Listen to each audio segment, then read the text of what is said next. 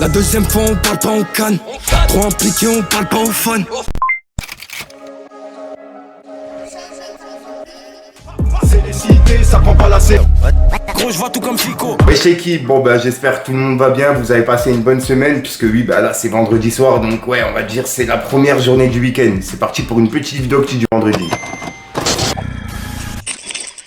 Bah équipe, pour commencer cette petite actualité du vendredi, on va parler de Tiakola. Car en gros, il y a quelques jours, on a vu que Tiakola, il a fait son concert à Bercy. Et que c'était rempli. Et c'était un concert qui a duré plus de 3 heures. Et il y avait plusieurs artistes sur scène avec lui. Je vous ai parlé de tout ça en vidéo. Et là, bah, Tiakola, il a annoncé la sortie de son nouvel album qui sortira en 2026. Donc pour l'instant, il n'y a pas de titre, il n'y a pas de cover. Mais on sait que ça arrive l'année prochaine. Donc je pense que cette année, il y aura des sorties de clips, des exclus, etc. qui devraient arriver pour justement la sortie de son album l'année prochaine. Ensuite, ça pour le coup, ça m'a vraiment fait plaisir. Il y a Ademo et NOS du groupe PNL qui ont fait une distribution gratuite de repas pour cette fin de Ramadan. Et je rappelle que Ademo et NOS, à chaque événement, chaque fête, etc., tu vois, ils font des distributions. Donc ouais, ça montre vraiment leur générosité et ça fait plaisir à voir et c'est pour ça que je vous en parle dans cette vidéo. Et on peut voir qu'ils avaient écrit « Retrouvez-nous jusqu'à vendredi tous les soirs derrière la mairie d'Ivry-sur-Seine à partir de 19h15 pour une distribution de repas.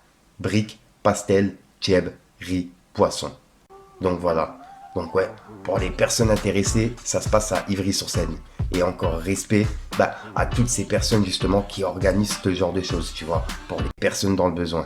Ensuite, ça, je vous en ai parlé il y a quelques jours. Il y a Anne Hidalgo qui a demandé l'interdiction du concert Solidarité Congo qui a lieu le 7 avril. Car en gros, ça a lieu un jour de commémoration. Et ils ont peur que ça parte dans tous les sens, tu vois. C'est pour ça qu'ils demandent à annuler et à reporter le concert. Et là, il y a justement les personnes qui organisent le concert Solidarité Congo qui ont annoncé que le concert, il est reporté. Donc en gros, toutes les personnes qui ont pris des places pour le 7 avril, c'est toujours confirmé, mais pour une autre date. En gros, les places, elles sont toujours valides, mais pour la prochaine date qu'ils vont annoncer. On peut voir que c'est écrit. Solidarité Congo, c'est avec regret mais avec responsabilité que nous annonçons le report du concert Solidarité Congo, initialement prévu le 7 avril 2025 à l'Accor Arena. Cette décision n'est pas de notre fait. Elle nous est imposée par les autorités administratives, en dépit de tous les efforts que nous avons déployés pour maintenir cette mobilisation inédite dans des conditions de respect, de paix et de solidarité. Jusqu'au bout, nous avons exploré toutes les voies de conciliation, toutes les alternatives possibles, dans l'espoir de faire entendre la portée purement humanitaire et culturelle de cet événement.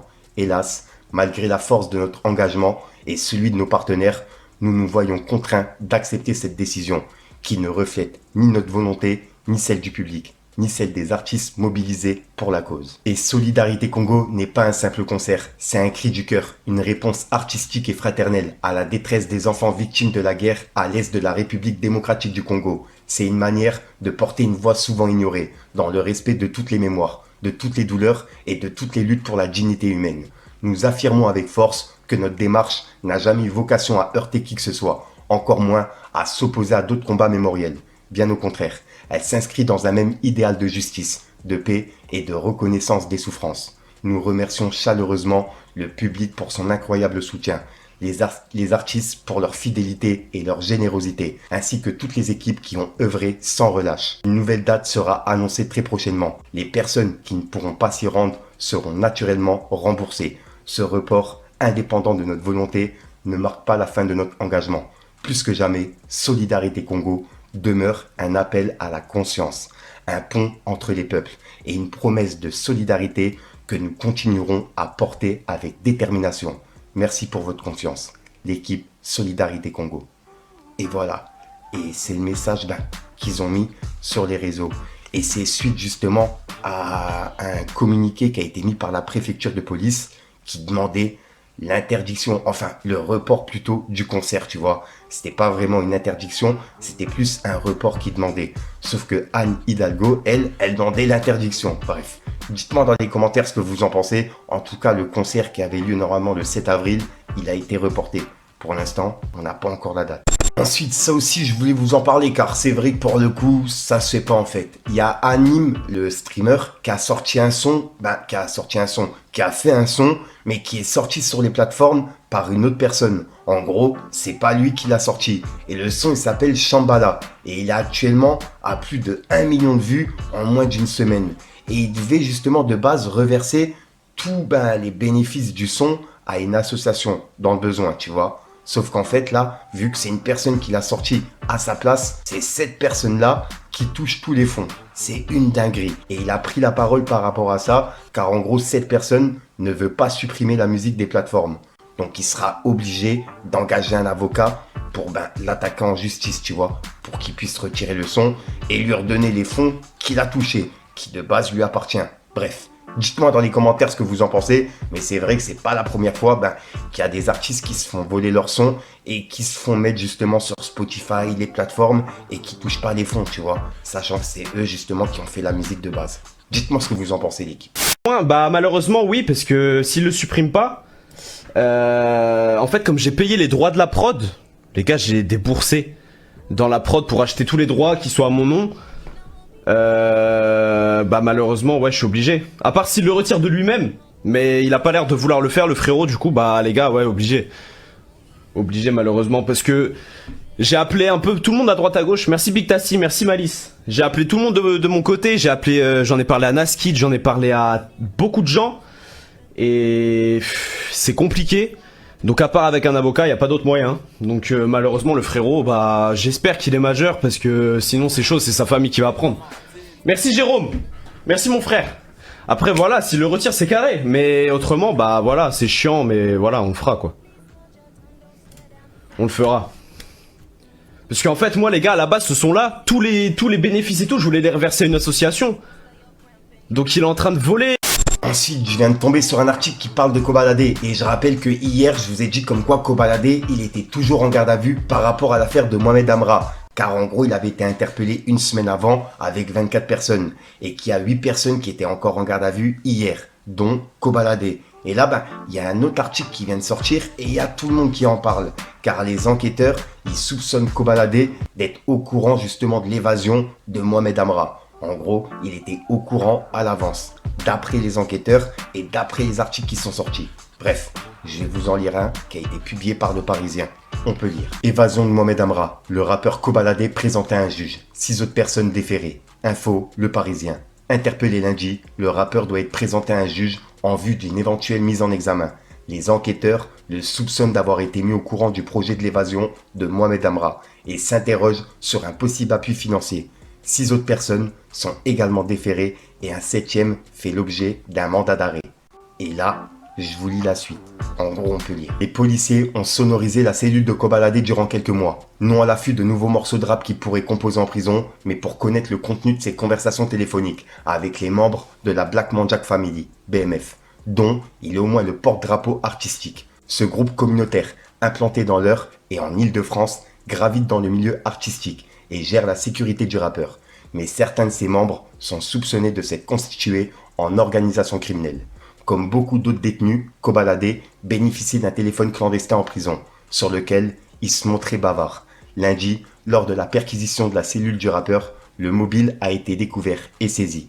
Celui-ci est toujours en cours d'analyse, afin d'exhumer d'éventuels messages compromettants.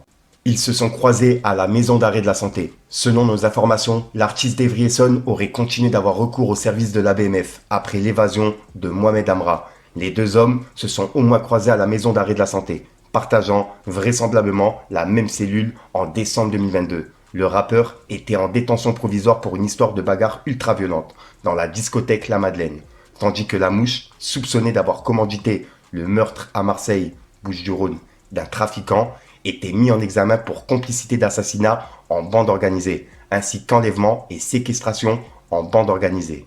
Les policiers de Loclo ont aussi beaucoup questionné l'artiste lors de sa garde à vue sur la comptabilité de ses sociétés. Selon des documents juridiques, il a créé plusieurs sociétés dont fait référence à la BMF. Le rappeur préside notamment BMF Agency, une agence qui s'occupe d'activités artistiques et de spectacles, et dont son associé RVM, mis en examen et écroué dans le dossier de l'évasion de la cavale de la mouche. Selon nos informations, De nombreuses questions auraient été posées au rappeur sur ses liens avec RVM. Les enquêteurs s'interrogent sur les raisons pour lesquelles Kobalade aurait régulièrement augmenté le salaire de son associé et sur le travail réel accompli pour ce dernier au sein de la BMF Agency. Kobalade est aussi directeur général de la BMF Entertainment Corp, une entreprise de production de films cinématographiques. Donc pour l'instant, l'article, il se termine comme ça et il est soupçonné justement d'avoir financé et aidé justement l'évasion de Mohamed Amra. C'est une dinguerie. Ouais. Dites-moi dans les commentaires ce que vous en pensez. Si jamais il y a d'autres articles, d'autres choses comme ça, je vous en reparlerai. Je vous mets justement les tweets qui ont été mis sur Twitter et c'est par rapport à l'article que je viens de vous lire. Dites-moi ce que vous en pensez, l'équipe. J'ai hâte d'avoir vos commentaires par rapport à ça. On a pu voir que y a MHD qui a pris pas mal d'années en prison et là il y a également Kobalade. C'est une dinguerie. Dites-moi ce que vous en pensez, l'équipe. Ensuite, il y a Sifax qui est revenu par rapport à la vidéo qu'il avait fait avec Jolv. En gros, je rappelle qu'il y a quelques années, il avait fait une vidéo contre Fianso en disant comme quoi Fianso lui avait mis à l'envers et qu'en gros il lui devait de l'argent, que c'était parti loin et qu'il était bloqué au niveau des contrats. Donc en gros, il y a eu des histoires avec Fianso. Les gars, pour moi, je suis pas dans la musique. Voilà. Donc en vrai, Fianso, c'est ton producteur. Et là, une petite embrouille. Ouais. Ah bah, je voulais pas, hein. Je le connaissais, il avait rien, il avait pas un euro. Et je sais pas, tu vois. D'un coup, il a eu du buzz, il y a eu des problèmes. Il a pas su les gérer. Il me laisse dans le flou. T'as vu, pour ceux qui me demandent, tu rappes pas, tu sors pas de clip. Pourquoi tu sors pas de son. C'est jamais gratuit aussi. C'est pas moi qui a ma chaîne YouTube. D'accord. Moi, c'est pas gratuit. Ah frérot, j'ai pas YouTube. Pourquoi, genre, en gros, d'un coup, c'est dit, Sifax, on va le bloquer. S'il te bloque, c'est quoi? Parce qu'il a des histoires avec des gens, il règle pas ses histoires. Tu vois, il règle pas ses histoires avec ces gens. Et ces gens-là, ils sont venus à moi. Toi, t'es avec les gens ou... Non, moi je suis avec personne, moi je suis tout seul dans mon coin, c'est pas que je me bosse la breu. Je suis tout seul moi dans mon coin. Moi. Donc les gens en fait, ah ok j'ai compris. Les gens comme tu bosses avec lui sont venus, ils sont passés par toi pour atteindre lui. T'as capté? Et au final, exactement. Et au final, ce fils de règle pas ses histoires. Je m'en bats les ce fils. Ouais, parce que c'est un fils. Moi je veux être dans mon coin tout seul, je faire mes clips, mes sons, je veux rapper. En gros toi tu veux ton indépendance et là je veux être un indé. Il te laisse pas, il te laisse pas. Je veux être un indé, j'ai eu des problèmes avec lui, il a pas été là. Là, tu veux faire ton bout de chemin tout seul. Je veux faire mon chemin tout seul, il veut pas. Là, maintenant, il veut faire le mec qui a les mains. Il te bloque. Voilà. Qui a les mains au-dessus, genre, il peut bloquer, je vais rien faire. Mais on verra si je vais rien faire. Mais ça, c'est le premier avertissement. Nous, c'est la rue, là, il y aura plus de Snapchat, ça sera censuré, tout ce qui va se passer après. Si fils de tu me rends pas mon contrat. Non. Je m'en bats les Joe. Mets-le, s'il te plaît, celui-là, frérot. Voilà, je m'en bats les mets-le. Tu me rends pas mon contrat, tu me laisses pas être tranquille dans mon coin. Tu vas payer dans tous les sens du terme, fils. Les gars, j'ai pas besoin de Sifax. Joe, ceux qui te suivent là, là, je le vance. Là, je le vance pour tout le monde, là. Les gars, on a dit c'est la rue. C'est-à-dire que, t'as vu, on essaye de donner la parole à tout le monde. Là, le frérot, il a pris le snap, il avait des choses à dire. Comme on l'a dit. Mais la rue, elle est avec moi, elle est pas avec des gens qui. Ah, moi, je te parle français. Aujourd'hui, des vrais gens, ça. La vraie rue, ça. Sifax, c'était mon frère. Sauf que là, il y a justement Sifax qui est revenu par rapport à ça en interview, une sorte d'interview, tu vois, qu'il a fait avec Alto Bobo, un Snapchatter. Donc voilà. Et il est revenu justement sur cette vidéo qu'il avait fait avec Jolv en 2022 ou 2021. Je sais plus. Bref. C'est une vidéo qui a pas mal tourné et je voulais justement avoir vos avis, puisque justement on en avait parlé il y a quelques années. Bref, regardez. Je voulais te parler un petit peu de Fianso, mon frère. Ah. Oh, normal, tu peux m'en parler en vrai. Non, mais tu connais, frérot, les gens ils sont curieux, mon frère. Je veux savoir que tu nous en dises un peu plus. Non, mais la vidéo que j'ai fait, vas-y, mon frère. J'étais énervé, j'avais bu un peu. Ouais. T'as réagi à chaud? J'ai réagi à chaud, voilà. Je voulais pas régler ça comme ça en vrai, tu vois. J'ai jamais fait de clash, pas dans ça, moi, frère. Ouais, je sais très bien, toi. J'ai jamais entendu une histoire de ça à part avec lui. C'est pour ça que. Mais t'es fou, tout le monde se posait des questions. Il s'est passé quoi avec lui, gros? On a eu un malentendu, tu vois. Ouais. Et moi, je l'ai trop pris mal, en gros. Ouais. J'aurais pu le prendre moins mal, tu vois. Je l'ai trop pris mal.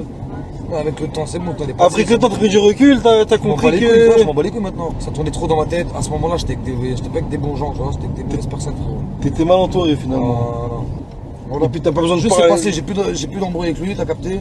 T'as plus de nouvelles de lui, c'est fini? Non, moi je l'ai pas vu depuis 2020, frérot.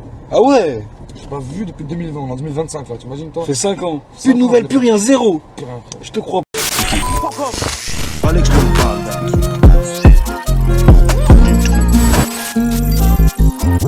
La deuxième fois on parle pas en canne. Trop impliqué on parle pas aux fans.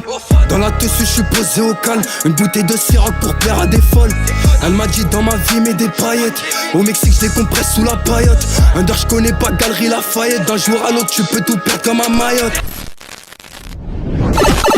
Bon voilà l'équipe, c'est tout pour cette petite actu de la journée. Si jamais t'as de l'actualité, je te mets mes réseaux ici et n'hésite pas à me contacter en privé, comme ça je pourrai en parler en vidéo. Puis sinon je te dis à soir pour une nouvelle crochante, une nouvelle vidéo et une nouvelle exclue. Et à mon avis, c'est tout trop, tu vas la retrouver en fin de vidéo dans plusieurs vidéos. Enfin bref, peace les gars.